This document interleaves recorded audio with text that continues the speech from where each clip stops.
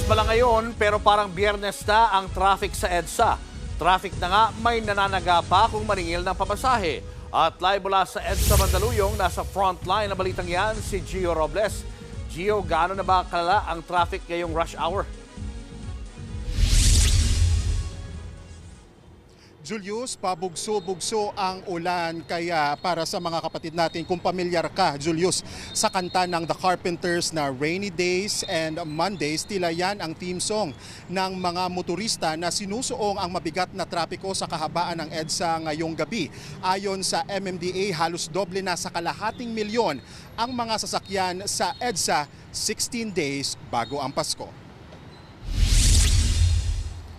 Bandang 1:00 ng hapon kanina nang sinubukan naming bumiyahe ng may 7 kilometro pero inabot ng halos 2 oras bago namin marating ang Kamuning sa Quezon City mula Shaw Boulevard sa Mandaluyong. Asahan na mas tatagal pa ang biyahe ng mga kapatid natin ngayong simula na ang rush hour. Pahirapan din ang pag-book ng mga ride-hailing service na inabot ng oras-oras. Paliwanag ng Grab PH, mataas ang demand at kakaunti ang kanilang driver. Ang hirap na nga mag-book, mataas pa ang singil sa surge fee o dagdag pasahe pag rush hour. Handa naman daw humarap sa Senado ang Grab, Julius, oras na matuloy ang planong investigasyon ni Senate Committee on Public Services Chairman Raffy Tulfo. Ayon sa kampo ni Tulfo, nakipag-ugnayan sila sa LTFRB at nag-iimbestiga na ang ahensya sa mataas na surge fee. Maglalabas daw sila ng draft resolution sa lalong madaling panahon.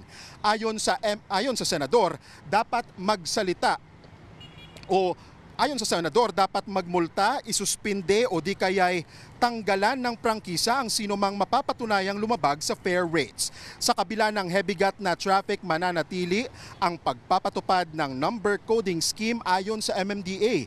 Exempted sa number coding ang hybrid vehicles. Pero ayon sa pamunuan ng ahensya, pwede nilang irekomenda na isama ang electric vehicles sa window hour scheme kung sobrang dami na nila sa mga kalsada.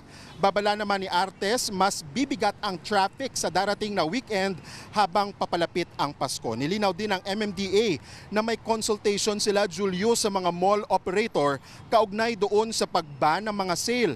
Iginiit ni Artes na tanging mall-wide sale ang ipinagbabawal pero pinapayagan naman daw yung mga sale sa individual stores o outlet.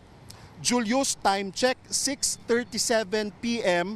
Lunes ng gabi. Ito ngayon yung sitwasyon sa EDSA. Ito yung sa tapat ng SM Mega Mall northbound, pulang-pula. Ito yung traffic papuntang Ortigas, Cubao at saka sa North Avenue.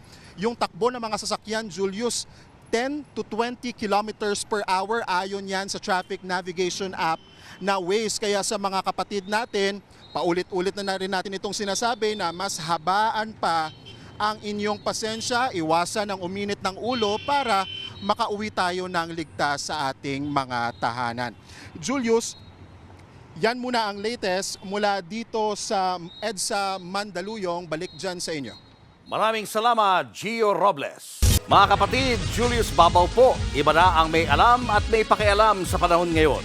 Para sa frontline ng mga balita, mag-follow at mag-subscribe sa social media pages ng News 5.